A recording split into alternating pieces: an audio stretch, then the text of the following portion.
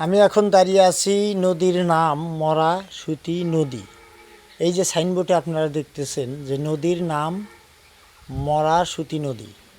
তে আসলে এই নদীটার নাম মরা সুতি নদী কেন হলো? কারণ এই এই এই নদী দিয়ে আগে লঞ্চ যাইতো, স্টিমার যাইতো, বড় বড় যাইতো, এখান থেকে গরুর গাড়িগুলা পার হওয়া যাইতো, মহিষ এগুলো পার হইতো।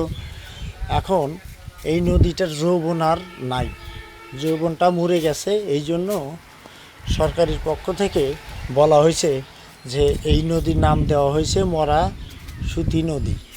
কারণ নদীটা মরে গেছে, এই নদীটার আগের মতো আর যৌবন নাই। এই নদীটা এই যে আমাদের এই দেখতেছেন যে আমার সাইটে যে এই যে একটা ব্রিজ আছে, ব্রিজ, এই ব্রিজটা কিন্তু যৌবন থাকাকালীন, এই নদী যখন যৌবন ছিল তখন কিন্তু এই ব্রিজটা কিন্তু এখানে হয়েছে।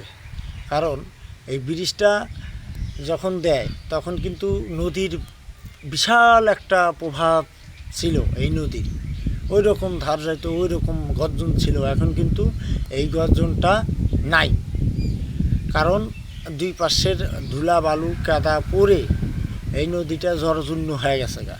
তো এই যে এই এই সেই ব্রিজ, এই ব্রিজটা ওই নদীর যৌবন যখন ছিল তখন হয়েছে। তা আসলে আপনাদের দেখেন কত সুন্দর মিটি মিটি ধার যাচ্ছে এখানে। ওই যে এর আগে আমি একটা কবিতা বললাম না, যে আমাদের ছোট নদী চলে বাঁকে বাঁকে, বৈশাখ মাসে তার হাঁটু জাল থাকে, পার হয়ে যায় গরু, পার হয় গাড়ি, দুই ধার উঁচু তার, ঢালু তার পারি। তো এই কবিতা আমরা ছোটোবেলা কিন্তু সবাই পড়তাম। কারণ